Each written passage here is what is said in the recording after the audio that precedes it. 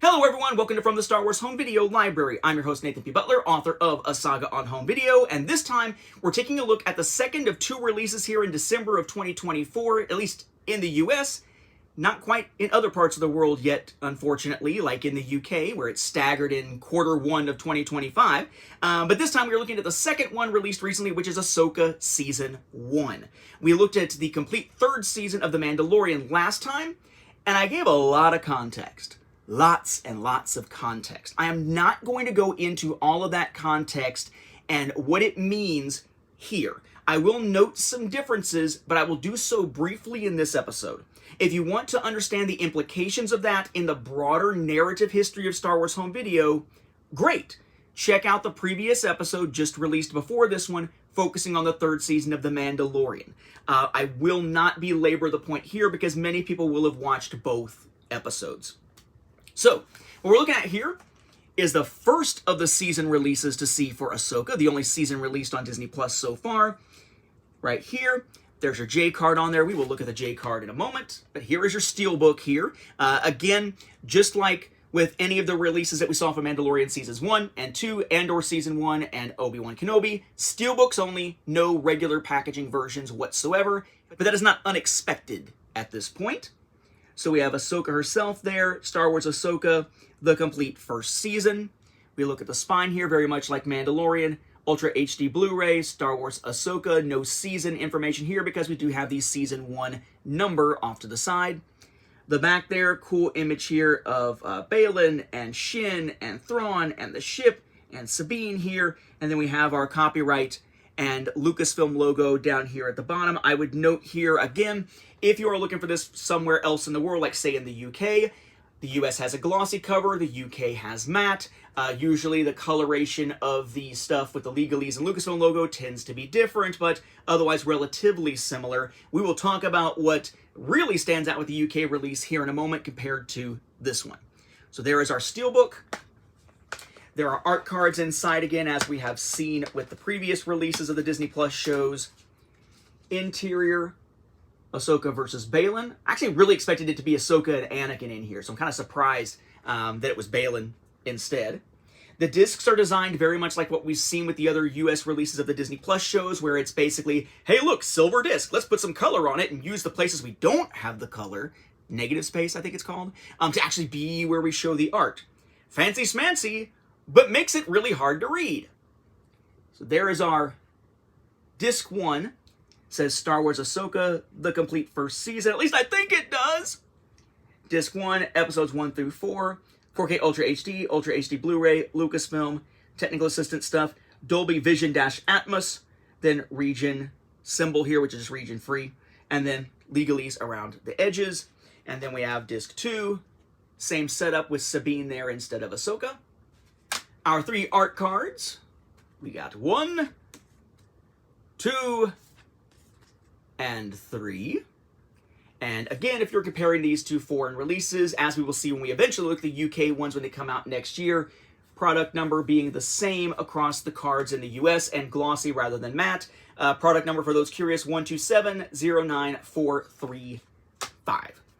As for the J card, that kind of lays out what we are to expect. Again, similar setup to Mandalorian Season 3, for example. We have the open steelbook with the art cards. Collector's Edition 4K Ultra HD includes bonus extras and concept art cards. On the back, Collector's Edition 4K Ultra HD, the complete first season, image of the open steelbook, the discs, the cards, 2-disc set, information about the individual episodes that are on each disc. But note, commentaries noted this time. There are optional commentaries with Dave Filoni on Shadow Warrior and the Jedi, the Witch, and the Warlord. So the crazy Anakin episode and the season finale both get commentaries here, which isn't really played up in the bonus extras or anything. It's just mentioned above it. Then we have never before seen bonus extras, which we will talk about here in a moment. Information about it with your UPC and all, stats and all, legalese, logos, as one would expect. Bottom of the J card there, Star Wars Ahsoka, the complete first season. So again, let's talk about this kind of thing in some context, but not belaboring the point. First off, again, only available through Steelbook. You also notice there's only one version for me to show you. In the US, we have a change happening here where we went from, with Mandalorian Seasons 1 and 2, there were 3 versions: 4K, or Blu-ray, or a Blu-ray/DVD combo pack that came from Disney Movie Club, which also had the mini lithograph available for one of them. Then you jump to Andor Season 1 and Obi-Wan Kenobi. No more Disney Movie Club exclusive version, but they still had the mini lithograph, so it was just 4K or Blu-ray. Separate packages, of course, then. And now, just 4K for Ahsoka Season 1, Mando Season 3. We are seeing these shifts. I talked about the pattern of that and where we've seen this before in context in the last episode. Check it out there. So that is one thing to note. Second thing to note, you might have noticed when I talked about the stuff on the discs, it said Dolby Vision /Atmos. Remember, Dolby Vision is not something we've really seen on physical media releases of Star Wars stuff beyond really that initial 2018 Last Jedi release. And even then, when they reissued that disc and reauthored it in 2020, the Dolby Vision was gone at that point. That version of HDR was not available, though other type, like HDR10, was available on it. Now, we actually have these series being released, Mando Season 3, Ahsoka Season 1, with Dolby Vision. So if you have the capability on your tech to actually watch with Dolby Vision, it's awesome. It is now there. I say it's awesome because I've seen it. I actually can't do that here at home. Our TV doesn't do that. So in any event, Dolby Vision is available finally on Star Wars home media releases a little bit more consistently, at least for the moment. The other thing to note is who is actually putting this out. You'll notice if you look at the copyright down here that it says it is distributed not by Walt Disney Studios Home Entertainment, as we've seen for all these releases of the newer films and eventually the older films from 2016 really onward until earlier this year, for Star Wars and for Marvel and all that kind of stuff. Instead, it's Sony Pictures Home Entertainment that is putting it out now. In order to keep physical media alive and keep it viable for Disney, they decided to outsource the distribution of their physical media. So Walt Disney Studios Home Entertainment has now handed that off in a licensing agreement to Sony, at least for the US and Canada, that I have seen for sure. I'm assuming in other parts of the world too, but I know that the article that I saw first announcing it in Variety was specific to the US and Canada.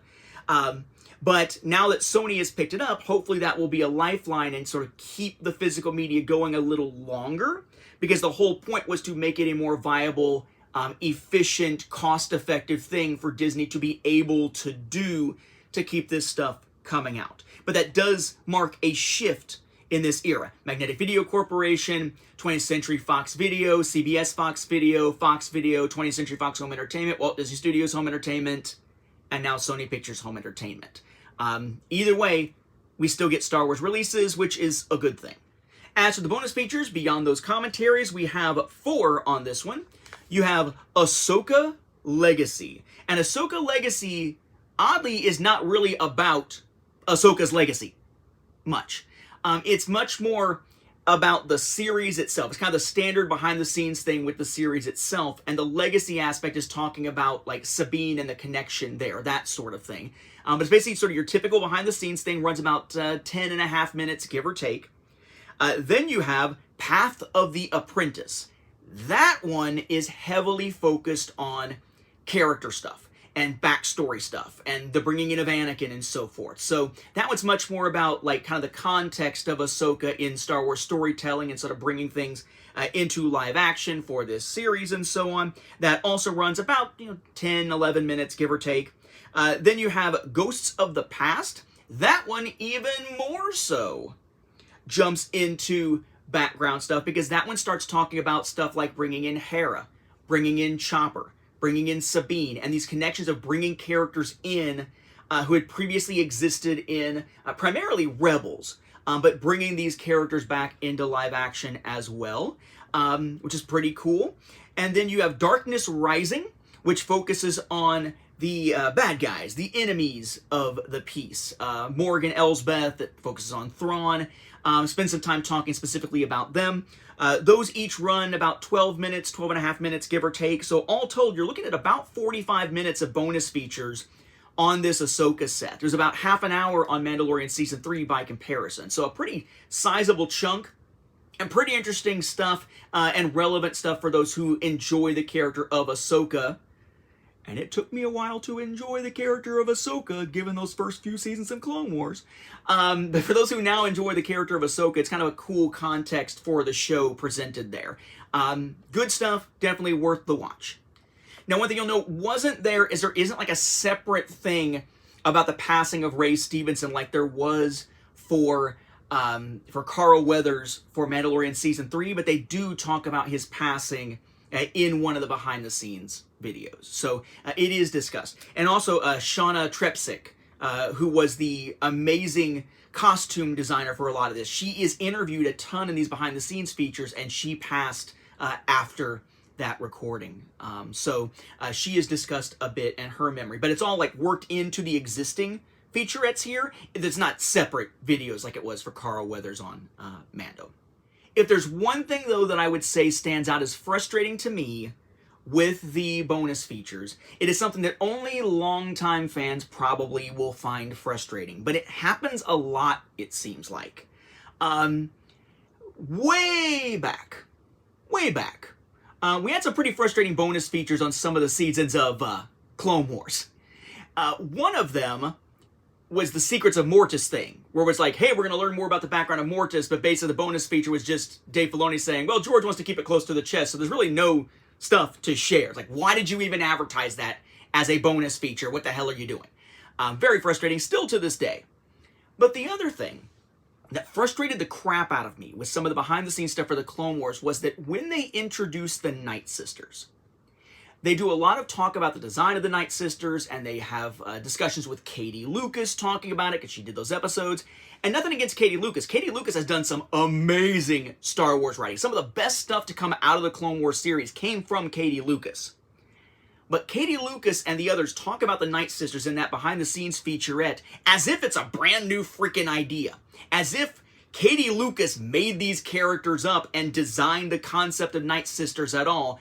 And not once in that entire featurette do they ever give any credit whatsoever to Dave Wolverton and his novel Courtship of Princess Leia, which is where the concept of Night Sisters came from in the first damn place. Dathomir, Night Sisters, Witches of Dathomir, every bit of that, the foundation was laid in Dave Wolverton's book from the EU, and they don't give it any credit whatsoever in those behind-the-scenes features. Pissed me off. They kind of do something similar here with these Ahsoka features. They spend a ton of time talking about Mary Elizabeth Winstead being brought in to do Hera, and Natasha being brought in to do Sabine, and Rosario being brought in to do Ahsoka, and even bringing in young Ahsoka, and so on, and all this casting stuff being done, and how, Anakin grew during the Clone Wars, and we're going to try to match the look of the Clone Wars, and Hayden Christensen talking about how he watched all of the Clone Wars kind of in preparation for this, and so on, and not once that I saw, not once in any of this, do they give any credit whatsoever to the performances of Ashley Eckstein, Matt Lanter, any of the Rebels actors, none. None whatsoever. I think that is a shame, and I think that's a missed opportunity. If you're going to be talking about where these characters came from and the legacy of it, it's not just, well, I designed them, right, from Dave Filoni's perspective, or the design of them from the team. It's also the performances themselves.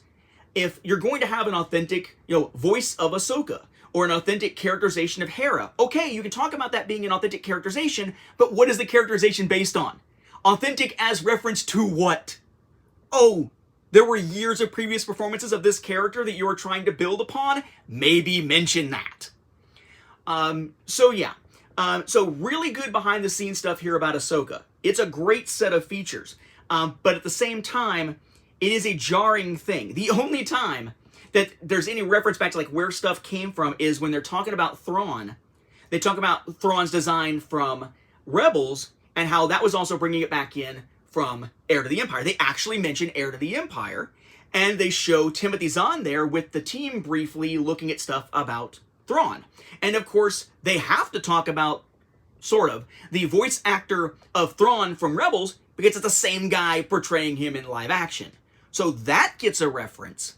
But no one whose actor had changed for live action gets any mention whatsoever. It boggles the mind to me. I have a hard time reconciling that because they are so reverent to the material and the love of all of this stuff. And you see the actors, you know, spending time with and talking to the people who portrayed these characters previously and the great relationship there. It's just weird to me that they would almost like sanitize the behind the scenes footage here to not have any mention of those prior performances and who did them. I don't know if there is a rational legal reason for that. I can't imagine so, since you're just talking about who did the performance that it was based on. But I don't know. It's just, it will forever be an odd thing to me when I see something with Star Wars as talking about something that builds on something else and neglects a major part of what it was built upon. It's not as galling as the thing with the Night Sisters and Katie Lucas basically taking credit for creating something Dave Wolverton laid the foundation for, but it's damn close. But that is just one of my pet peeves. As to the release, it's a pretty solid release, but of course, only in 4K. So, if you want it on something other than 4K, where can you get it? Well, really just not here. If you want to order it, say, from Europe, for example, whether it's, the UK or Germany or somewhere like that, they do have pre-orders up right now, because theirs don't come out until the first quarter of 2025, and they come out separately, for Mandalorian Season 3 and for Ahsoka Season 1, that do have 4K and Blu-ray together, which also would mean that they will effectively match, in terms of format at least, the releases we saw in the previous two waves for Mando Seasons 1 and 2, Andor Season 1, and Obi-Wan Kenobi. So if you are someone who has not moved on to 4K yet, you're looking at Blu-ray as your primary means of watching stuff on physical media, it's possible. But it's something you're going to have to import. I just pre-ordered mine through Amazon UK. You can pre-order through Zavvi. There are plenty of places you could order those and have them shipped to you from the UK relatively quickly, relatively safely. But if you're in the US and trying to buy locally, regionally, 4K is our only option. Times, they are a-changin'. Like actors, some of whom don't get credit when they should. With that, we'll wrap up this episode. Thank you for watching, and may the Force be with the home video viewers.